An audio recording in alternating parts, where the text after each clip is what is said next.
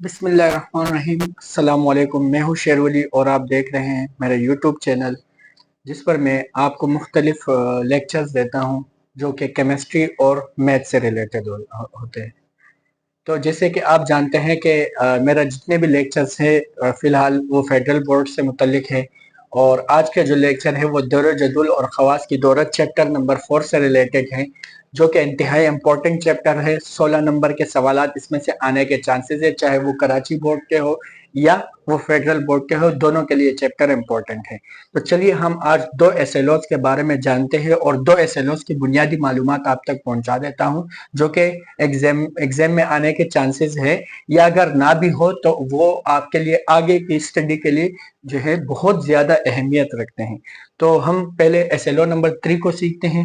SLO number 3 पर जाते हैं और एसएलओ नंबर 3 में कह रहे हैं कि बैरूनी शेल्स की इस्तिलाह में ग्रुप नंबर और इनसे बनने वाले आयंस की वजाहत कीजिए। सबसे पहले तो आपको पता है कि बैरूनी शेल्स का मतलब होता है कि वो शेल्स जो सबसे आखिरी शेल हो किसी भी एटम का।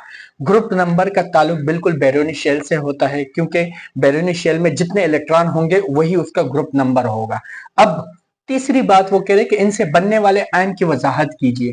तो वो कहते हैं कि क्या जो आखिरी शेल में इलेक्ट्रॉन होते हैं उनका ताल्लुक आयन से होता है या नहीं होता? बिल्कुल होता है, क्योंकि जैसे ही कोई एटम के आखिरी शेल में जितने इलेक्ट्रॉन होते हैं वो उन इलेक्ट्रॉनों को खारिज करता है या किसी दूसरे से वो इलेक्ट्रॉन हासिल करता है। या तो वो अपने शेल को मुकम्मल करेगा, या तो अगर वो मुकम्मल नहीं कर सकता, उसके पास इलेक्ट्रॉन कम है, तो वो किसी और एटम को वो इलेक्ट्रॉन दे देता है।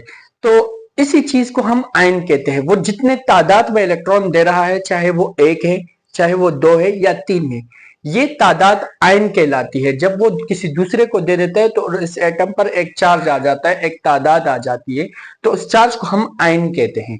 दूसरी बात, आयन की तो बात आ जाए, वही चार्ज जो आयन है वो उसका ग्रुप नंबर भी होता है। तो चलिए हम इसको जो है ना अपने स्टेटमेंट के तौर पर बयान करते हैं। मैंने आपसे पहले भी कहा था कि स्टेटमेंट बनाना बहुत ज्यादा जरूरी होता है। तो हम जो है ना, तो इसका स्टेटमेंट बनाते हैं और जवाब लिखते हैं। तो जवाब में हम लिखेंगे कि ग्रुप नंबर और उनसे बनने वाले आयन। तो हम लिखेंगे ग्रुप नंबर और इनसे बनने वाले आयंस। स्टेटमेंट में लिख देते हैं कि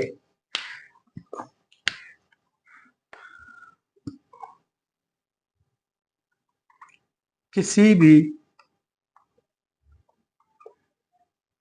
एटम के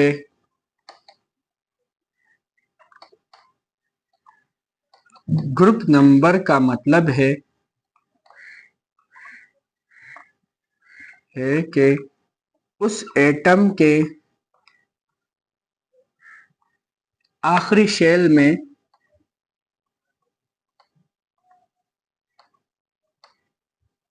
कितने इलेक्ट्रॉन हैं।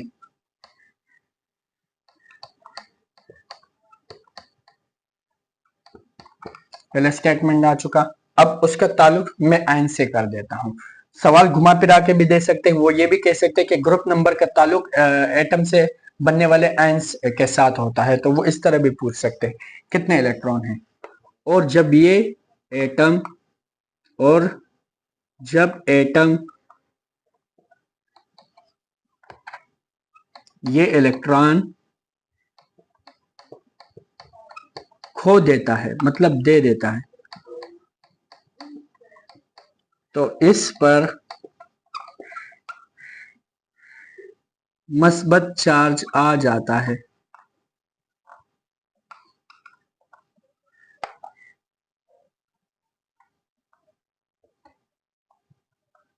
आ जाता है और इसे केट आयन कहते हैं। अब ये आया केट आयन, सही है? इसी को हम आयन कहते हैं, केट आयन कहते हैं। वो जितने भी इलेक्ट्रॉन को दे उसको केट आयन कहेंगे। दो इलेक्ट्रॉन भी हो सकते, तीन भी, एक भी, केट आयन कहते हैं। और जब कोई एटम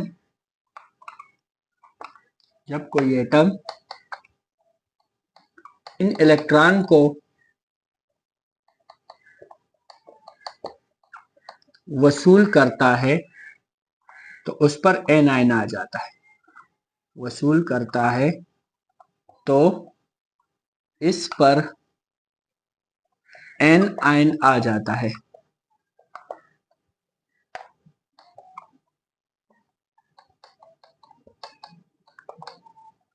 एन आयन आ जाता है। अब दो आयन्स मैंने आपको बता दिया कि अगर वो इलेक्ट्रॉन खो देता है तो कैटायन, और अगर वो इलेक्ट्रॉन हासिल करता है तो उस पर एन आयन और मनफी चार्ज उस पर आ जाता है। सही है, और ये मनफी चार्ज कहलाता है। और इस पर मनफी चार्ज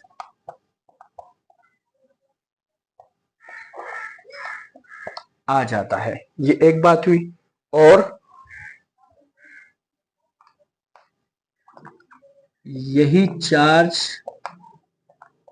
आयन और ग्रुप नंबर से वाबस्ता होता है। मतलब जो चार्ज आता है वो आयन और ग्रुप नंबर दोनों होते वाबस्ता होता है। हमने जवाब दे दिया। आप अपने अल्फाज में भी और भी इस्तेमाल कर सकते हैं। एक एसएलओ का जवाब हो चुका है, एसएलओ नंबर 3। अब एसएलओ नंबर 4 पर आते हैं। वो कहते हैं इस बात की वजाहत करें या ये बात बताए या हमें इस तरह बताए कि केमियाई खुसूसियात में मुमासलत इनके इलेक्ट्रॉनिक कन्फिग्रेशन की वजह से है। मतलब जब हम इलेक्ट्रॉनिक कन्फिग्रेशन करते हैं तो आपने देखा होगा कि जो केमियाई खुसूसियात होती हैं उनके आखिरी शेल, ख्याल में इन्होंने बैरूनी शेल का भी जिक्र किया होगा नासिर के इस्लाम में वजाहत कीजिए। एसएलओ नंबर 4 में बैरूनी शेल की कोई बात नहीं। तो उन्होंने कहा है कि इलेक्ट्रॉनिक कन्फिग्रेशन जो होती है किसी भी एटम की, जब हम एटम की किसी भी एटम की इलेक्ट्रॉनिक कन्फिग्रेशन कहते हैं, जो बैरूनी शेल में जो इलेक्ट्रॉन बच जाते हैं, तो वो कहते हैं उन एटम्स का जो ताल्लुक होता है वो केमियाई खुसूसियात से मिलती जुलती होती है, केमियाई खुसूसियात से मिलती जुलती होती है। इस बात की वजाहत करें कि केमियाई खुसूसियात इलेक्ट्रॉनिक कन्फिग्रेशन की वजह से है किसी भी ग्रुप में, एक ही ग्रुप में।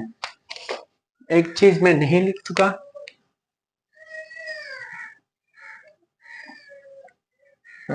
एक ही ग्रुप की वजह से है, एक ही ग्रुप में होने की वजह है।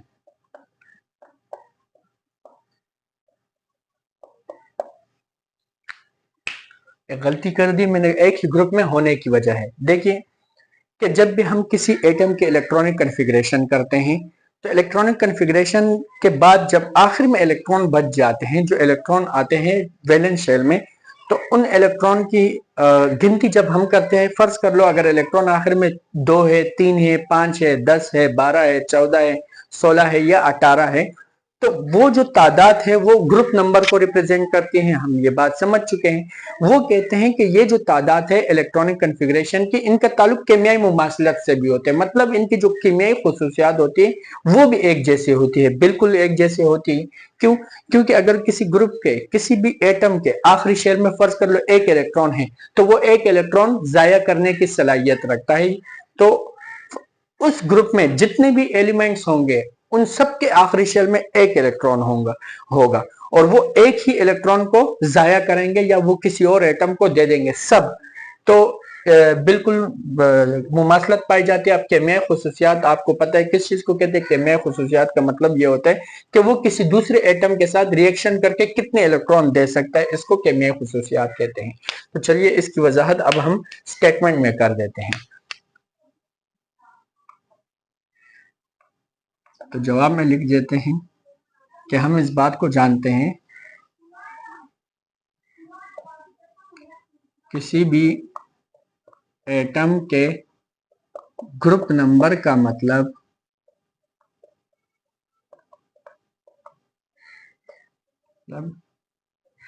ये होता है कि वो अपने वैलेंस शेल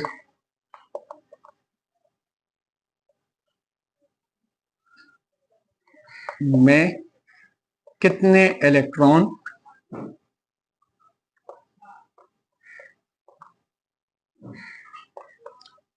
रखता है।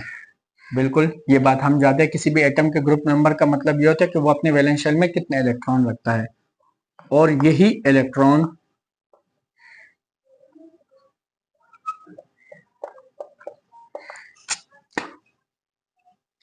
इलेक्ट्रॉन दरअसल उसकी केमियाई बॉन्डिंग में हिस्सा लेता है, केमियाई बॉन्डिंग में हिस्सा लेते हैं। क्योंकि जब केमियाई बॉन्डिंग होती है, एक एटम दूसरे एटम को इलेक्ट्रॉन दे दे,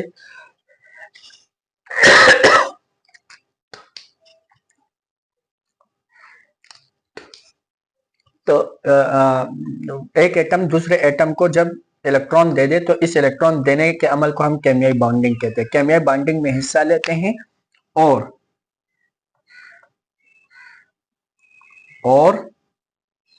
यही केमियाई खुसूसियात एक ग्रुप में मौजूद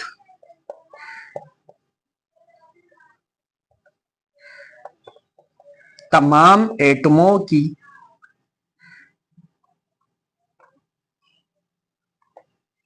एक जैसी होती है। मिसाल के तौर पर हम मिसाल ले लेते हैं। मिसाल, सोडियम, पोटाशियम, हीलियम। इसके आखिरी शेल में एक इलेक्ट्रॉन होता है।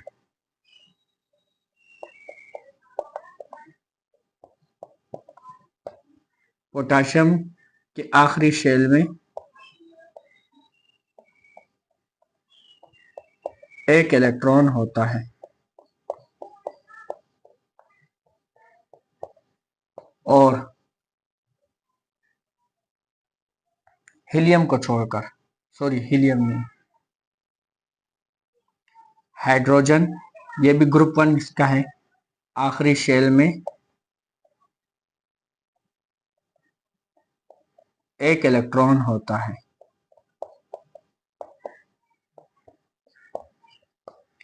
और ये तमाम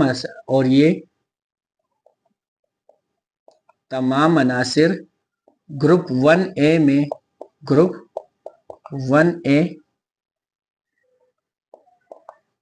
कहलाते हैं,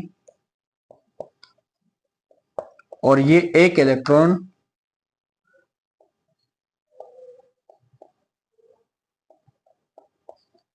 खारिज करते हैं या जाया करते हैं। ये एक इलेक्ट्रॉन जाया करना या खारिज करना केमियाई।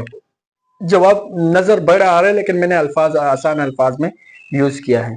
तो उम्मीद है ये लेक्चर आपको समझ में आ चुका होगा। बहुत इजी अल्फाज मैंने यूज किए हैं, बेहतर तरीका इस्तेमाल किया है, जितना मुझसे हो सकता था मैंने आपको समझाया। तो इसी के साथ इजाजत चाहते हैं। अल्लाह हाफिज। मेरे चैनल को सब्सक्राइब करना मत भूलिए, और अपने दोस्तों, जितने भी आपके दोस्त हैं, करीबी लोग हैं, उन सब से इस चैनल का जिक्र कीजिए। अल्लाह हाफिज। शुक्रिया। जज़ाकल्लाह।